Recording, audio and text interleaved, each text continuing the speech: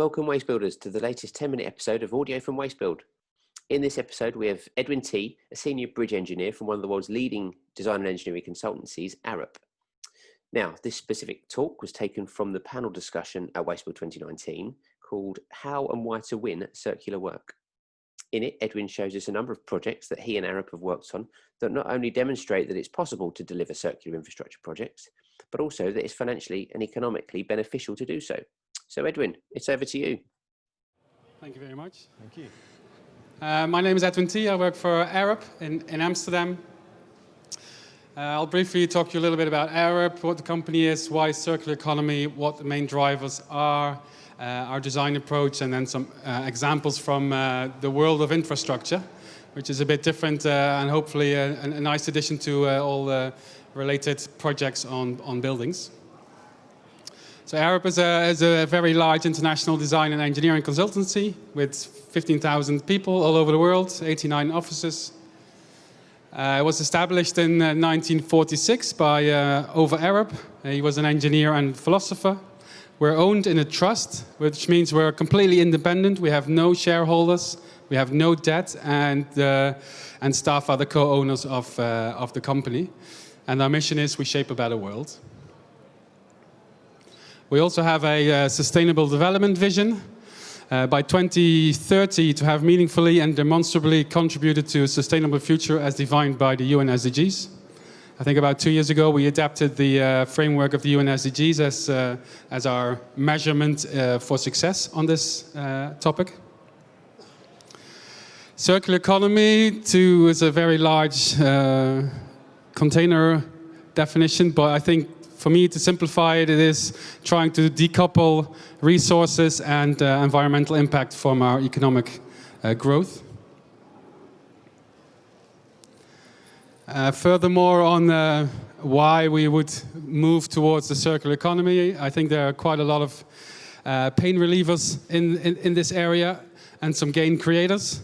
I won't list them all, will be too long. And also I think a topic, the policy is a very important topic in this area. Research has shown that there's a huge financial economic benefit to transition to a circular economy. From Europe, the research shows that it can contribute to 450 million fewer tons of EU carbon emissions by 2030, savings of 600 billions of euros for EU businesses, and a huge number of new jobs can be created in a circular economy. For the Netherlands, also some research has been done, and on the similar topics, they think there's a 7 billion euro benefit for Dutch businesses. 50,000 new jobs can be created, reductions of CO2, reductions of water, and less import of materials is also a big benefit of this. Main drivers, there are several drivers for the circular economy. I've highlighted two here, which I think are important. One is on the demand side, this is the policy change. And the other one would be on the supply side, which is about value creation for companies.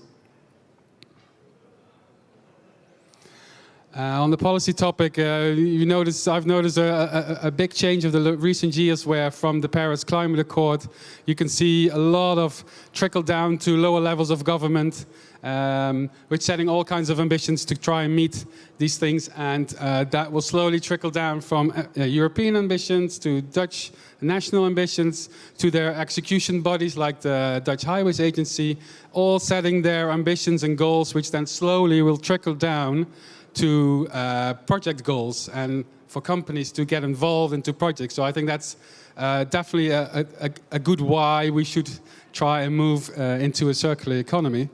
It just makes sense as well from a policy side. If we don't do it, I think a company will be, in 20 years, they will be so behind and out of business if you don't get on board, get on the bandwagon in this case. The other side, the supply side, is the value creation. Many people have mentioned it here as well. There's in the current linear model, there's a lot of value loss mainly after use of products. So there's in the normal chain of production, there's lots of added value to make a product is being used, and then it's being wasted. But there's still a lot of residual value after one time using of a product or a building or a motorway. So I think that's another big driver for people to tap into. To do that, to get to this change, in order to create change, there needs to be a lot of innovation. I've seen a lot of great innovative ideas over the last 2 days here. It's great to see. Within the infrastructure world, I could also see a lot of great ideas being developed, innovative ideas being developed. Takes a lot of time, but in order for it to be used safely in our society, it needs to reach a certain maturity level, and that takes a lot of steps, a lot of time. And at the moment, I see a lot of the innovations, circular innovations that's being developed, are somewhere in the middle between level 5 and 6 on this scheme, which that means that they have been demonstrated in the environment, but they're not as mature that they are actually be proven to be used safely in an operational environment. So I think that's where we still need to progress a lot in order to get ideas into actual safe products. How to win work? That's a very difficult question, and very difficult for me to answer quickly, but I've given a few pointers here that I've been trying to implement also within Arup in Amsterdam. But I guess the main thing is for companies that you have to invest in people and in time, knowledge and skills in order to create these new innovations and get them to the market. And you got to do it with a passion and to collaborate with like-minded people in order to get that momentum to create new products. As a designer, as an engineer, I ask myself, how do I respond to these new changing needs in the market? I often refer to the Ellen MacArthur circular approach principles. There's 3 principles about. First one is designing out waste and pollution. Second, keeping products and materials in use. And lastly, regenerating natural systems. So on a real practical level, if I'm working on an infrastructure project, I'm a bridge designer mainly. I look at how can I use sustainable materials. I increase the material efficiency, finding out where the residual value is. My time is a little bit limited, so I'm going to skip a little bit faster through this and show you also a few examples. Heard before, system thinking is an important part. Thinking in layers, I think, is very important. Bridge structure starts from a raw material and ends up to a very complex object like a bridge. And at every level, you need to think about circular economy. We've been involved over the last 10 years for the Dutch Highways Agency in the renovation of some of the major bridges in the Dutch transportation in the road network. And this is all about extending life. We've extended lives of bridges to 30 years instead of wasting them and building new ones. In-house, we've also developed a modular footbridge, which is designed to be reused. It's adaptable in length. You can make it longer and smaller, and if you don't use it anymore, you can take it apart and use it somewhere else again. Motorway A16 near Rotterdam, we've been the technical advisors for the Highways Agency. This is going to be a energy neutral motorway. And we had a small but very, I think, important part in the development of the circular viaduct. It's also modular in use and designed to be reused. We've involved in one of the smallest details is between the elements to connect them to make sure that it can be safely used and not collapse when you drive over it. Quickly, a few more examples from other people in the infrastructure world. Plastic road is an interesting one. Recycled plastic, modular system. Bio-based bridge just recently being built in the north of the Netherlands.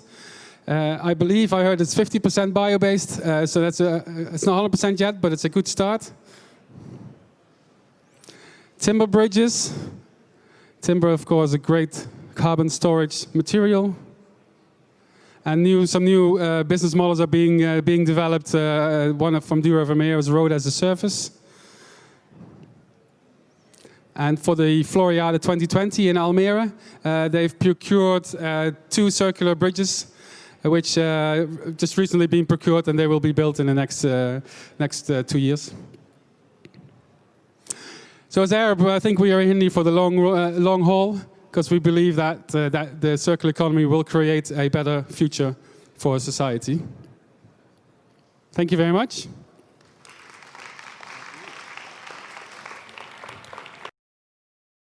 Many thanks again to all our contributors from last year, and to you for listening and being part of this circular transition for the built environment. We really look forward to seeing you at the NDSM in Amsterdam this November. Do visit the website www.wastebuild.com and keep an eye out for the next release of content from the 2019 event and our brand new audio content coming soon. So until next time, stay safe and bye-bye.